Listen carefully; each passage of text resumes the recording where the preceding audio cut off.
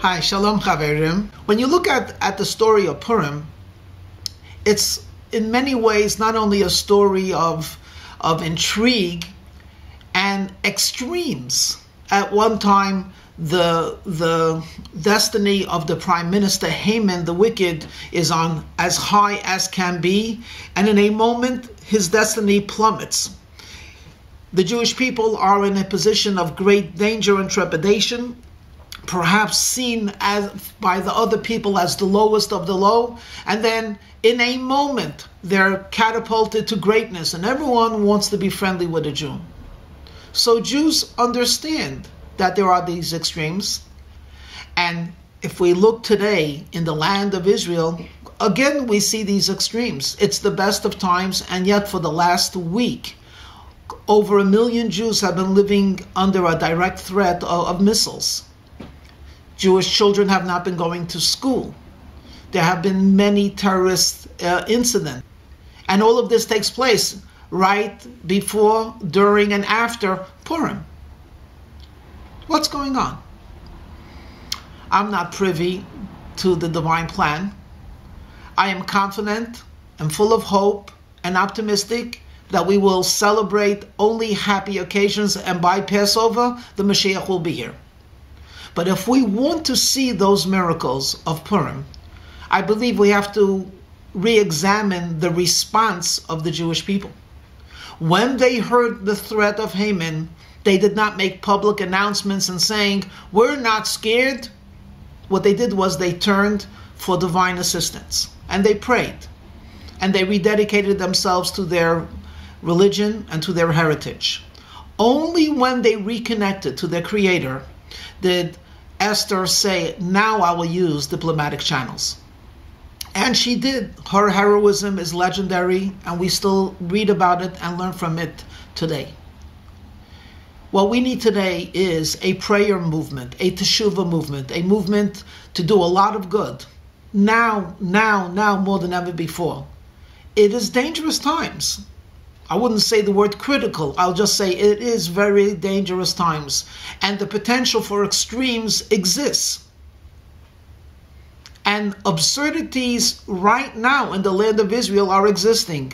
From in one part of the country, extreme danger, other parts of the country celebrating a lot of prosperity. What's going on? They tell a charming story of a Jew who lived in Tsarist Russia. There was a local aristocrat who was appointed the leader of and the mayor, so to speak, of the shtetl, and he was unfortunately known to be a rabid anti-Semite.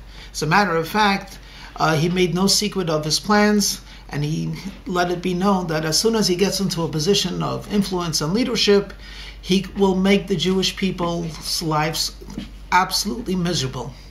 Well, the unthinkable happened. He became the leader of that entire a couple of villages, and most of the Jews were walking around with very long and sad faces, anticipating the worst and silently murmuring prayers that may God deliver them. There was one exception. Yankel, the milkman, he was walking around smiling as if he had nary a care in the world. And someone said, Yankala, are you aware of what's happening? He said, yes. Do you know that terrible anti-Semite, that anti-Semite, that wicked, evil guy got into a position of power? Yes. So what are you so happy about? He says, I was thinking the following. I was thinking, we had in Jewish history, we had a pharaoh, very, very, very evil man, wanted to kill all of the Jews. And when God destroyed him, we were given a wonderful 8-day holiday called Pesach. Then I was thinking about another famous evil fiend. His name was Haman. He too wanted to destroy the Jews. And God gave us the happiest of all holidays, 2 days of festivities. And then later on we had another king, Antiochus, that's his name. And he wanted to destroy the Jewish people, and God gave us 8 days of celebration of Hanukkah. I know God will protect us, so I'm thinking about the holiday we will make when this local despot will be overthrown.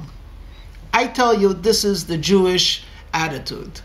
No matter how bad, we're already thinking and have confidence that Hashem will protect us and watch over us, and not only will we not be harmed, but on the contrary, it will be transformed to a day of rejoicing. It has been pointed out by many, many people that the juxtaposition of the Prime Minister of Israel coming just right before Purim, and that evil man in Iran who keeps on talking about how he wants to destroy God's chosen, everything is divine providence.